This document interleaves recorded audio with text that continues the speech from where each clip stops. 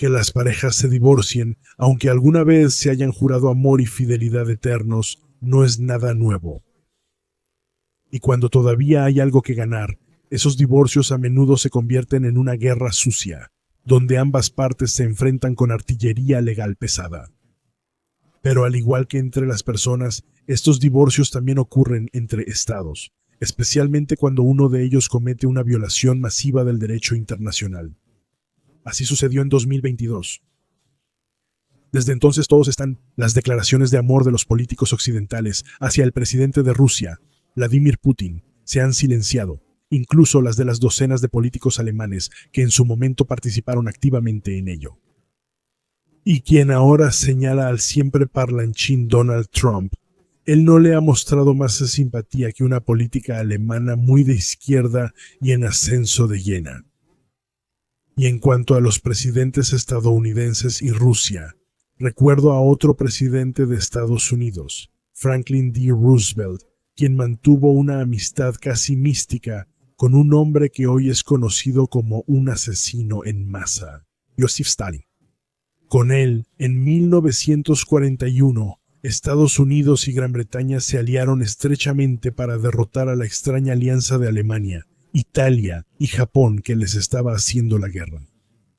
Pero 2 años antes, con el pacto Ribbentrop-Molotov del 23 de agosto de 1939, había existido una hermandad de armas germano-soviética. El 1 de septiembre, la Wehrmacht desde el oeste y a partir del 17, el Ejército Rojo invadieron Polonia, que luego fue dividida entre Alemania, la Unión de Repúblicas Socialistas Soviéticas, Lituania y Eslovaquia. El cierre de la campaña conjunta fue un desfile militar, en el que las tropas alemanas rindieron honores al comandante del 19 Cuerpo de Ejército del Grupo de Ejércitos Norte, el general de tropas blindadas Heinz Guderian, y al comandante del 25 Cuerpo Mecanizado, el general mayor Semyon Moiseyevich Krivoshein, quienes presidieron el desfile y pudieron conversar animadamente en francés. Y además de las reuniones oficiales, por supuesto también hubo las típicas fotos de propaganda obligatorias a nivel de los soldados rasos, al mostrar las diferentes armas o intercambiar historias de cada país. Pero esta hermandad de armas cambió drásticamente a partir del 22 de junio de 1941, con la Operación Barbarroja, con el ataque de la Wehrmacht y sus aliados Italia, Hungría, Eslovaquia, Rumania y Finlandia. Ahora los soldados alemanes y soviéticos eran enemigos acérrimos, y estos últimos estaban aliados con los dos países más fuertes económica y militarmente, los Estados Unidos de América y el Reino Unido. A medida que avanzaba la guerra, cada vez más países se unieron contra las potencias del eje, mostradas en azul: Alemania, Japón e Italia. Por eso, a partir de 1942, el mundo se veía así.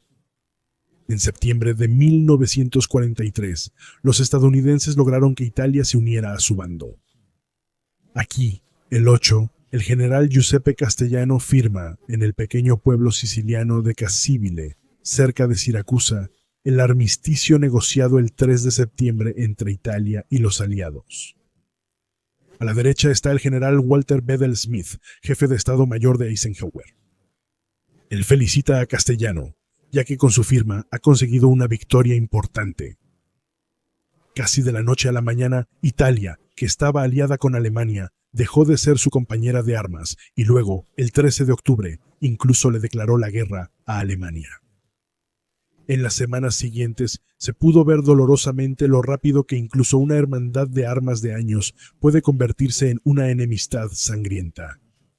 Porque cuando las divisiones italianas fueron desarmadas y en parte internadas por la Wehrmacht, ocurrieron hechos muy desagradables, con varios miles de muertos, especialmente entre los italianos. Cuando en abril de 1945, la poderosa Alianza Mundial logró acorralar al ejército alemán en un espacio cada vez más pequeño, tanto desde el oeste y el sur como desde el este. El 25, en Torgau, sobre el río Elba, las tropas estadounidenses y soviéticas se unieron. En el transcurso de estos encuentros se llevaron a cabo celebraciones de hermandad y otras actividades en común, en las que las imágenes se parecían mucho a las que surgieron en los encuentros germano-soviéticos de 1939. Pero incluso estas imágenes amistosas de los GI y sus compañeros de armas del Ejército Rojo pronto pasarían a ser cosa del pasado. Después de que días más tarde Alemania se rindiera incondicionalmente, durante las 3 conferencias de Potsdam, del 17 de julio al 2 de agosto de 1945, los vencedores se reunieron y discutieron el futuro de Alemania. Pero ahora, los 3 grandes estaban sin Roosevelt, quien era afín a los soviéticos y había fallecido el 12 de abril. Con el nuevo presidente de Estados Unidos, Harry S. Truman, y el primer ministro británico Winston Churchill, quien de por sí desconfiaba de Stalin, ahora había 2 políticos occidentales sentados en la mesa de negociaciones, que no veían la dictadura soviética como otro tipo de democracia, como lo había hecho Roosevelt, y tampoco querían ser engañados por el llamado tío Joe, como decía Roosevelt. Cuanto más cerca estaba la victoria de los aliados en Europa, más se confirmaban los temores de Churchill, de que Stalin no cumpliría los acuerdos alcanzados del 4 al 11 de febrero de 1945 en Yalta, en la península de Crimea. Allí se había decidido, entre otras cosas, que en la Polonia de posguerra se formaría un gobierno de coalición comunista tras elecciones libres, en el que también participarían los disidentes polacos que habían huido a Occidente y vivían en Londres. Sin embargo, en la conferencia de Teherán, que tuvo lugar del 28 de noviembre al 1 de diciembre de 1943, quedó claro que Estados Unidos y Gran Bretaña aceptarían el desplazamiento hacia el oeste de Polonia que Stalin deseaba, y que Polonia sería asignada exclusivamente como zona de operaciones militares de la Unión Soviética. Y poco antes del inicio de la conferencia de Potsdam, que comenzó el 17 de julio, el 6 de julio de 1945, los aliados Estados Unidos y Gran Bretaña, que aún estaban bajo la influencia de Stalin, retiraron el reconocimiento al gobierno polaco en el exilio, y en su lugar reconocieron como legítimo al gobierno dominado por los comunistas. De este modo, la dura ocupación alemana durante la guerra fue reemplazada ahora por una dictadura comunista respaldada por bayonetas soviéticas.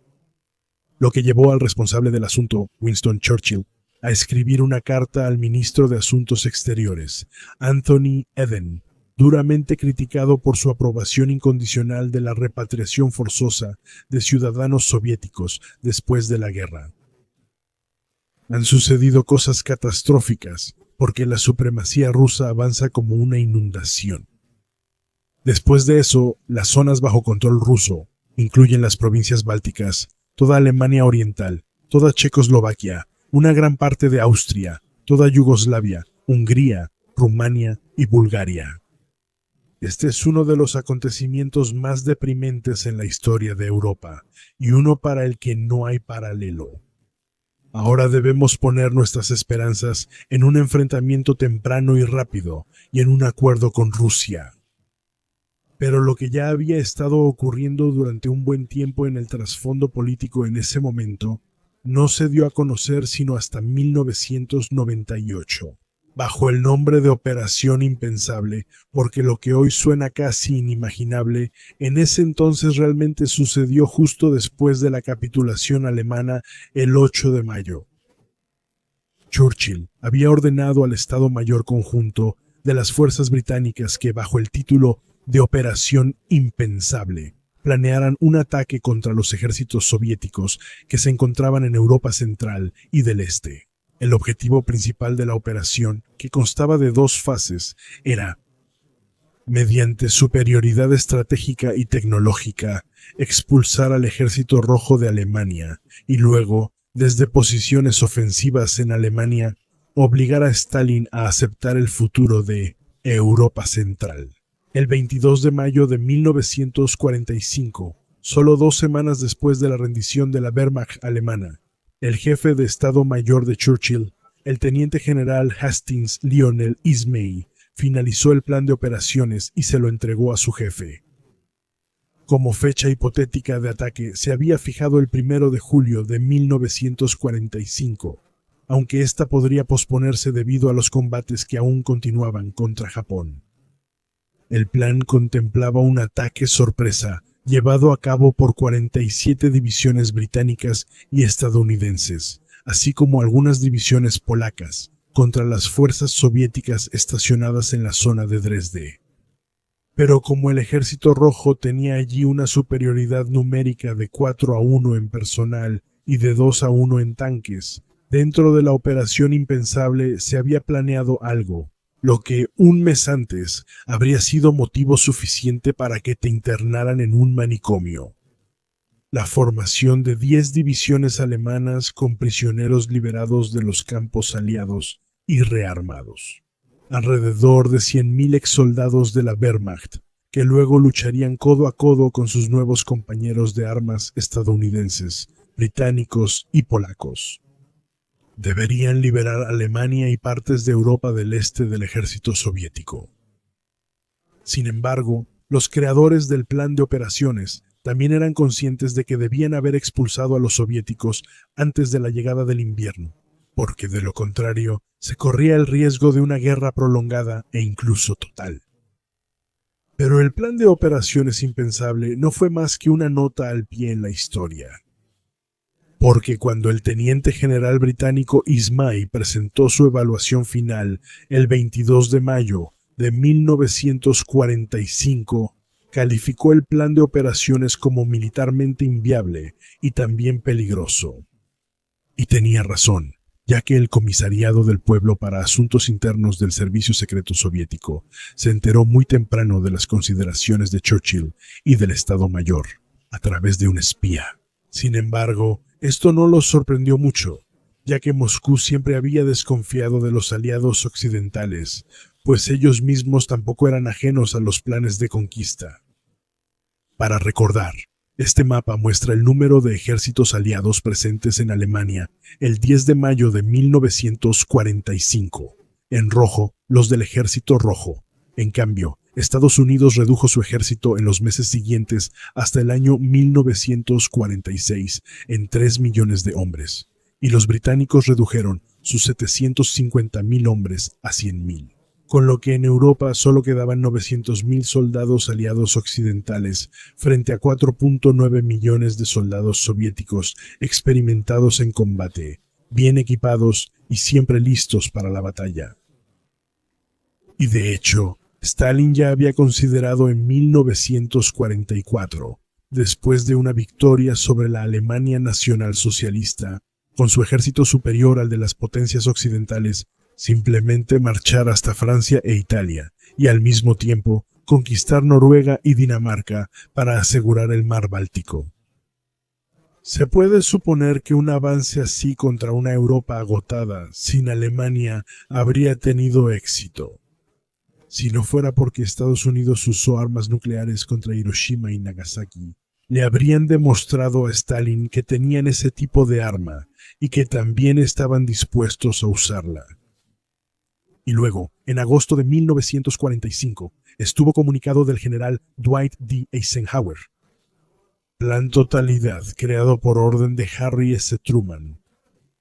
Según esto, se suponía que un ataque nuclear destruiría estas 21 ciudades soviéticas. Pero la Operación Totalidad solo pretendía desinformar y disuadir a los líderes soviéticos, ya que en 1946 Estados Unidos solo contaba con 9 bombas atómicas y únicamente tenía 27 bombarderos B-29 como portadores. Pero con el lanzamiento de las 2 bombas atómicas el 6 y 9 de agosto de 1945, los planes de invasión de Stalin quedaron descartados por el momento. Sin embargo, eso no detuvo a sus sucesores, como se puede ver en documentos húngaros y checos publicados en 1990 y en documentos polacos desclasificados en 2005. Al menos desde 1964 se siguieron haciendo más especulaciones bajo el nombre de 7 días hasta el Rin, la visión del Pacto de Varsovia, de una guerra nuclear de 7 días entre sus fuerzas y la organización del Tratado del Atlántico Norte. Regresemos a mayo de 1945, a la Operación Impensable. Después de que el plan finalmente fue archivado y los responsables esperaban que el tiempo lo hiciera olvidar, en 1954 Churchill casi lo reveló. En diciembre, durante un discurso de campaña electoral aparentemente sin importancia en el distrito de Woodford, Churchill mencionó de manera casual que en 1945 le ordenó por telegrama al mariscal de campo Bernhard Montgomery que almacenara adecuadamente las armas capturadas por la Wehrmacht, de modo que pudieran ser entregadas en cualquier momento a unidades alemanas reactivadas, que en caso de un ataque soviético lucharían junto a los británicos. A raíz de esto, la prensa británica tomó el tema y cuestionó si esa había sido una orden directa de Churchill y qué había pasado con el telegrama. Después de que la prensa soviética también denunciara la llamada cruzada de Churchill y de que aparecieran artículos críticos en la prensa británica y estadounidense, el general de división Sir Edward Spears, quien había sido designado para apoyar verbalmente a Churchill, comentó: «Todo esto es absurdo.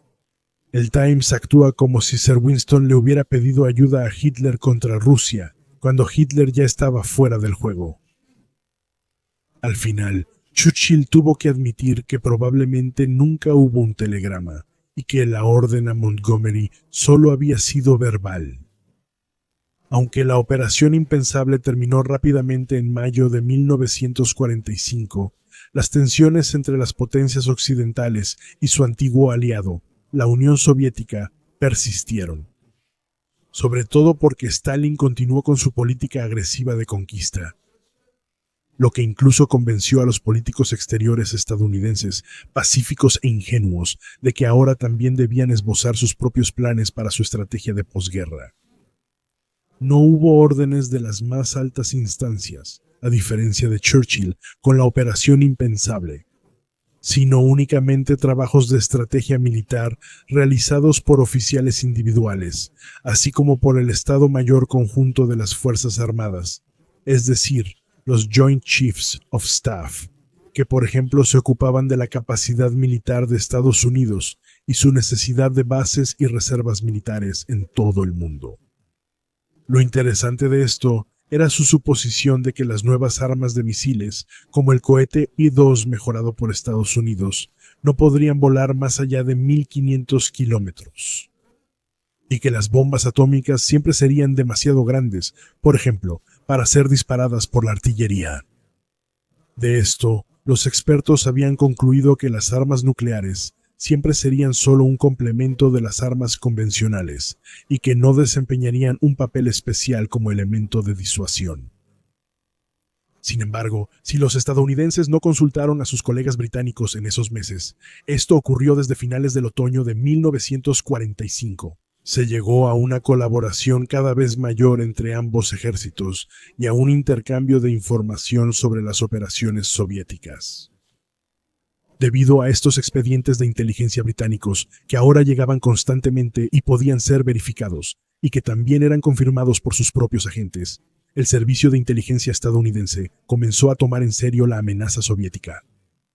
Después de que, en octubre y noviembre de 1945, estimaron la capacidad militar actual de la Unión Soviética en más de 60 divisiones de infantería, 25.000 tanques y 60.000 piezas de artillería de gran calibre. Llegaron a la conclusión de que las fuerzas soviéticas podrían invadir fácilmente Europa Occidental y el Medio Oriente en cualquier momento. Y después de que, en septiembre de 1945, la Unión Soviética apoyó un levantamiento comunista en el norte de Irán, del cual surgió la efímera República Autónoma de Azerbaiyán. Los jefes del Estado Mayor Conjunto de los Estados Unidos, el 2 de marzo de 1946, elaboraron un borrador para la Operación Pinchel, la contraparte estadounidense de la Operación Impensable británica. En contraste, ahora Polonia ya no estaba en el centro de atención, ya que la Unión Soviética había establecido un anillo de estados satélites para proteger sus fronteras.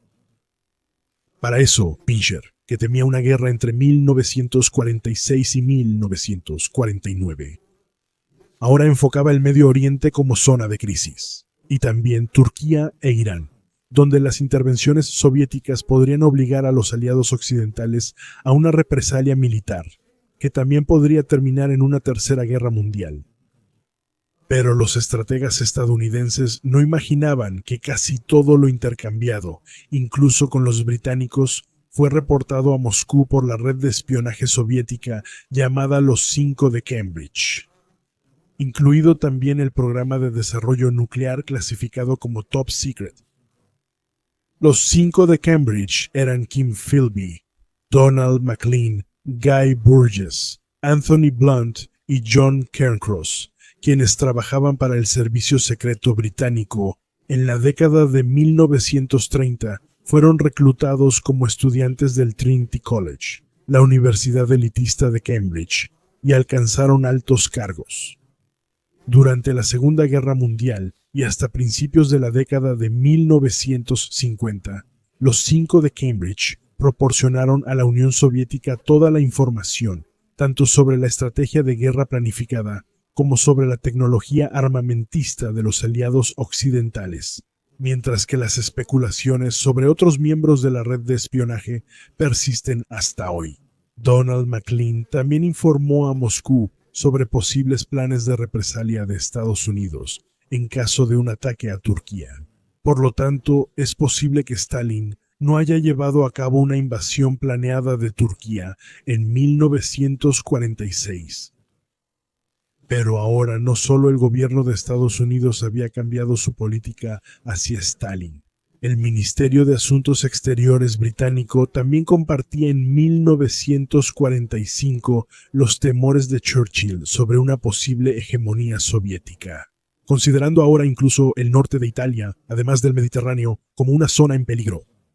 Y si en algún momento estallaran disturbios en Europa, en su opinión, Stalin no tendría escrúpulos en ordenar un levantamiento comunista en Francia, al que seguiría un intento de golpe comunista en Bélgica, y en España se desataría una guerra civil que terminaría con un régimen comunista gobernando allí.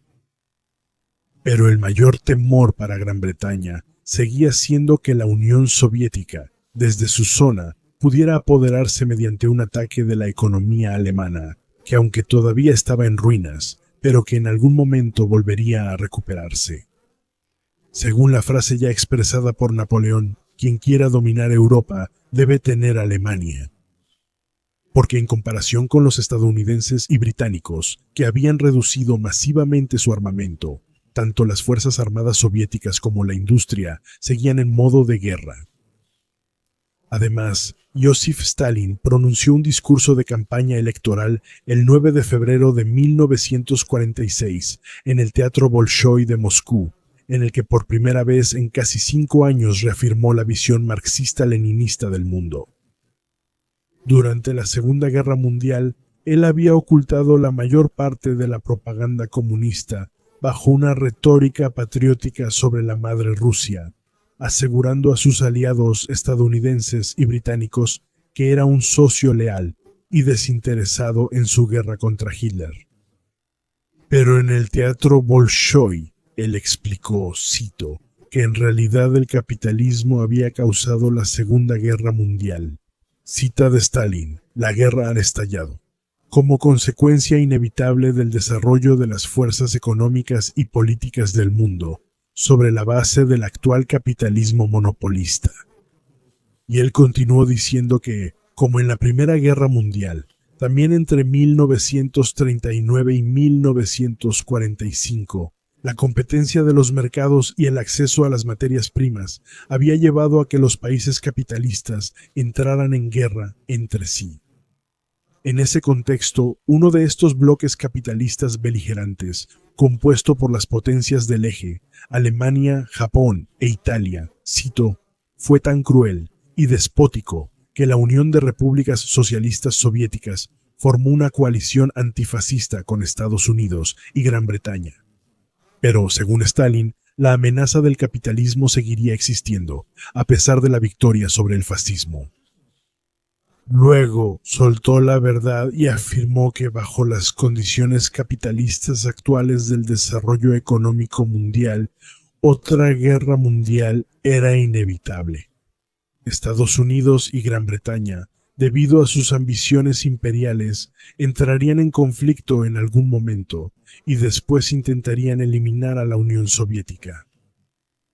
Poco después del anuncio de Joseph Stalin sobre la Tercera Guerra Mundial, el diplomático estadounidense George Kennan, quien trabajaba como enviado en Moscú, envió el 22 de febrero de 1946 su famoso telegrama largo de más de 5,000 palabras al Departamento del Tesoro en Washington, en el que señaló que la Unión Soviética se consideraba en un estado de guerra constante con el mundo occidental.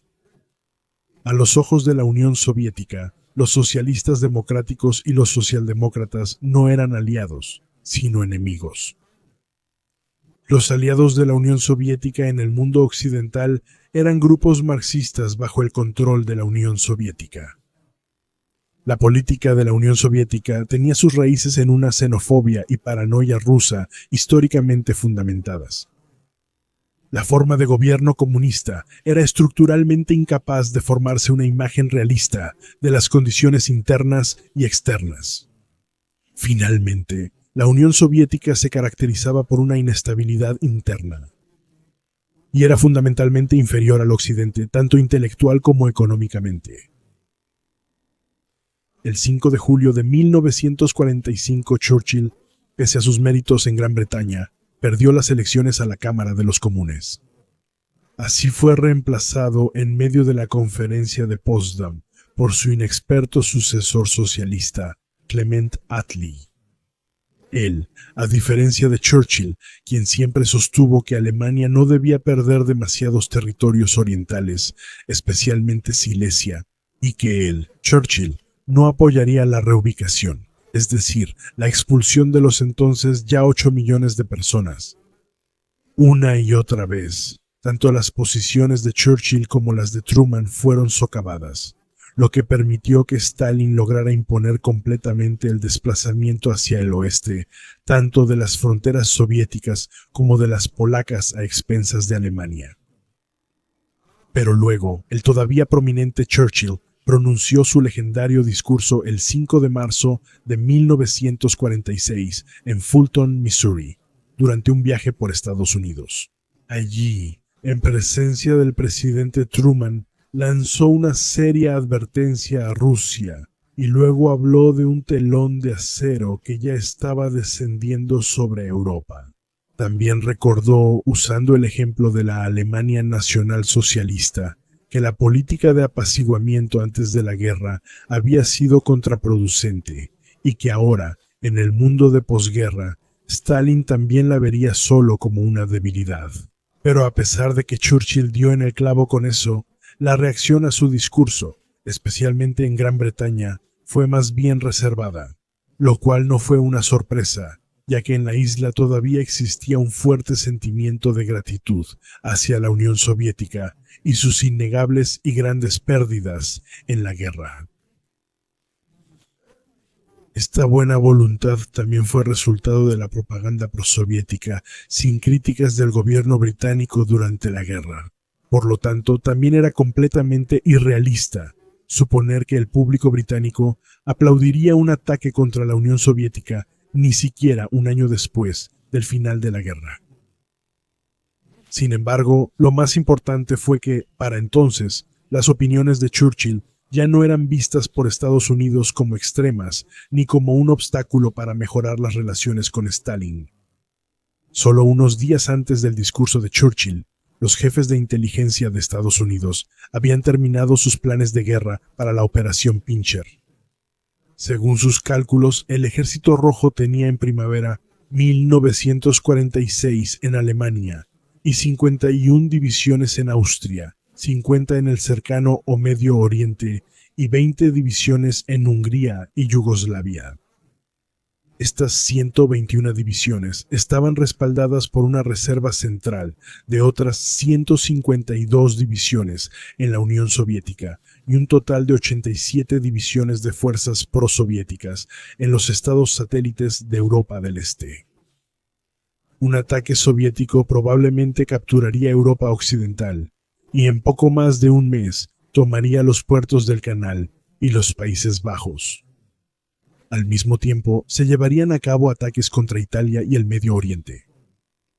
Dada la gran superioridad numérica de personal y material, se recomendó trasladar las tropas estadounidenses a España o Italia para evitar una posible aniquilación por parte del Ejército Rojo en Europa Central. Y si el Ejército Rojo llegara incluso a avanzar hasta España para bloquear el Mediterráneo Occidental, las fuerzas estadounidenses serían evacuadas a Gran Bretaña, lo que significaría sacrificar Alemania, Austria, Francia y los Países Bajos. Las fuerzas aliadas en retirada serían entonces trasladadas al Medio Oriente para reforzar la defensa alrededor de la vital zona del Canal de Suez. Con esto, los jefes de Estado Mayor de Estados Unidos también han aceptado que uno de los objetivos principales de la política estalinista era, cito, dominar el mundo.